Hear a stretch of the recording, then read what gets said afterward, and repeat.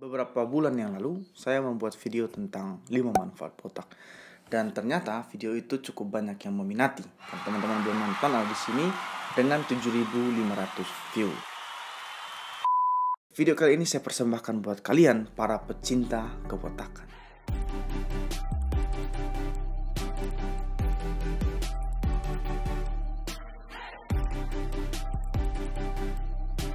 Meskipun banyak orang yang mencintai kebotakan atau tertarik dengan manfaat dari botak, tapi ternyata di komentar video saya kemarin itu banyak juga orang-orang yang justru takut botak, cemas kalau rambutnya mulai rontok, sehingga mereka mengajukan pertanyaan-pertanyaan, kenapa saya botak? Masih muda, kenapa saya mengalami kebotakan?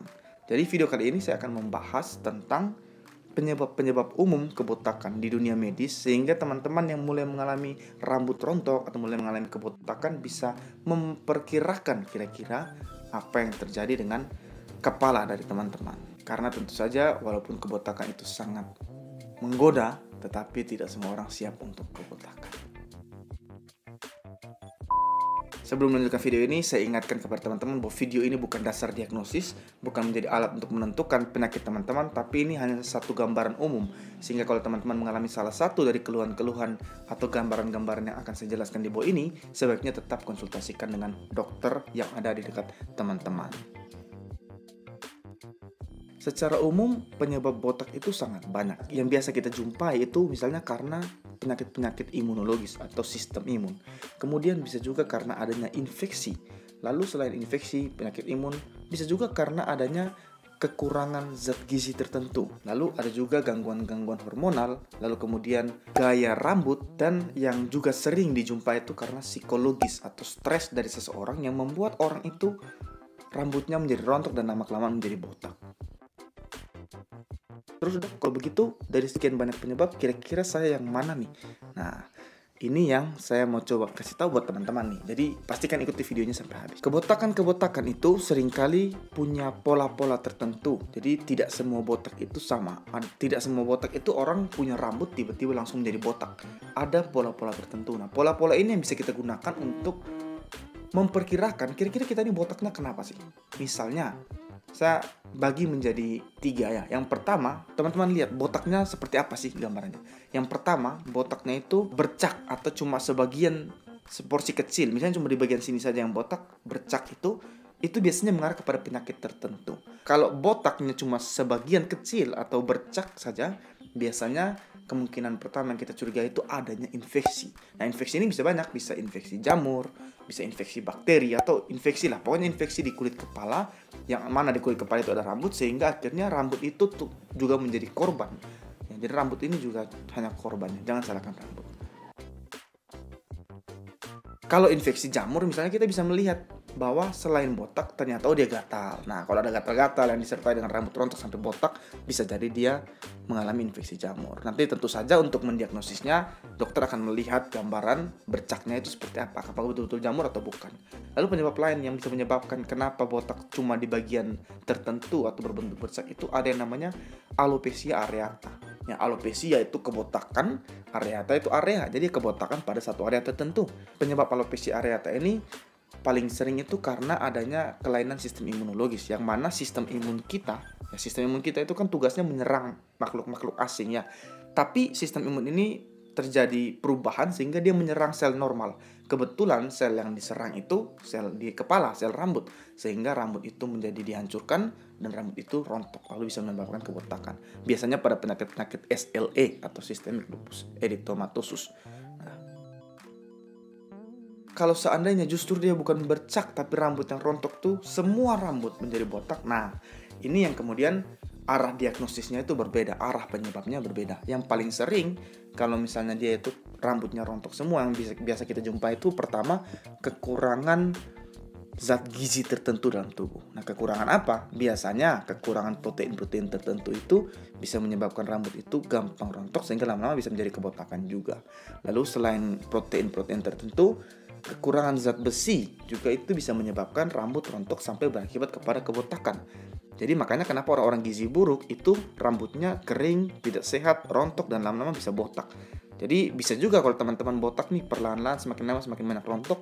Salah satunya bisa juga karena kekurangan protein atau kekurangan zat besi. Selain dari kekurangan-kekurangan nutrisi itu, ternyata kalau rambut itu rontok semuanya bisa juga berkaitan dengan penyakit hormonal yang kita kenal dengan hipotiroid. Kalau teman-teman pernah dengar, hipotiroid itu keadaan di mana hormon tiroid dari seseorang itu produksinya sedikit. Nah, kalau hormon tiroid ini diproduksi sedikit, maka rambut itu juga bisa mengalami rontok sampai mengalami kebotakan. Tapi tentu saja tidak semua rambut rontok itu hipotiroid ya. Jadi jangan buru-buru cemas. Kalau ada rambut rontok dan memang dokter memeriksa dan kemudian curiga kepada arah hipotiroid, untuk menegakkan diagnosisnya tetap harus diperiksa kadar tiroidnya. Atau kalau misalnya tadi zat besi yang kurang, diperiksa kadar zat besinya. Jadi bukan asal datang lalu kita lihat rambut rontok, oh ini hipotiroid, bukan begitu ya. Sama kayak orang bilang semua pasien di COVID kan, tidak begitu. Dokter itu punya SOP, punya standar diagnosis, punya langkah-langkah untuk melakukan diagnosis. Tidak asal muasal langsung main diagnosis saja ya. Penyebab ketiga dari rambut rontok secara keseluruhan itu disebut telogen effluvium. Telogen effluvium ini berkaitan dengan stres. Jadi memang kalau teman-teman punya masalah yang sangat berat, membuat teman-teman stres, itu bisa juga menyebabkan rambut rontok. Kenapa? Karena nanti kita kalau membahas tentang rambut, itu ada fase pertumbuhan rambut. Yang mana fase pertumbuhan rambut itu menjadi 3 fase secara umumnya. Saya jelaskan singkat saja, karena ini bukan video tentang fase pertumbuhan rambut. Jadi yang pertama itu fase anagen, lalu fase katagen, dan fase telogen. Fase anagen itu rambutnya tumbuh, menjadi panjang. Kemudian fase katagen itu rambutnya mulai melemah, dan fase telogen itu rambutnya rontok. Telogen effluvium ini adalah suatu keadaan yang mana karena stres, maka fase anagen tadi itu memendek, jadi masa pertumbuhannya memendek. Justru fase telogen itu meningkat, jadi lebih banyak rambut yang rontok daripada rambut yang tumbuh. Otomatis lama-lama kan rambutnya berkurang, jumlah rambutnya berkurang, lama-lama bisa menyebabkan kepada kebotakan. Makanya saya selalu menyampaikan kepada teman-teman, jangan terlalu stres. Termasuk di pandemi ini kita tidak boleh stres, meskipun ini membuat stres juga, tapi kita bisa mengatasinya. Keluarlah, tanam pohon atau pelihara apa, dekorasi rumah, pokoknya lakukan hal-hal yang tidak buat stres. Jangan sampai pandemi selesai kamu jadi botak ya. Walaupun kembali lagi di video saya sebelumnya, botak itu punya 5 manfaat. Nah, yang belum nonton pastikan nontonnya, videonya ada di link deskripsi. Satu lagi penyebab kalau rambut itu rontok itu yang paling sering adalah karena faktor usia. Yang mana kita tahu kalau pada faktor usia kita semakin tua akan ada perubahan hormon di dalam tubuh kita dan akan menyebabkan kebotakan yang disebut dengan alopecia androgenik ya. Alopecia tadi kebotakan, androgenik itu karena hormon. Nah, untuk kebotakan yang tipe ini biasanya ada gambaran yang khas pada laki-laki, makanya akan disebut dengan botak laki-laki dan botak perempuan, male type alopecia dan female type alopecia. Nah, kira-kira teman-teman dari kelompok-kelompok botak yang ini teman-teman masuk yang mana nih ya? Tentu saja ini saya belum bahas tentang lengkap, tapi kalau teman-teman tertarik dengan konten-konten seperti ini bisa komen di bawah supaya kita kupas satu persatu fit dari sekian banyak diagnosis ini, gambarannya tuh khasnya seperti apa sih? Apa sih bedanya? Lebih dalam lagi kita mendalam bedanya.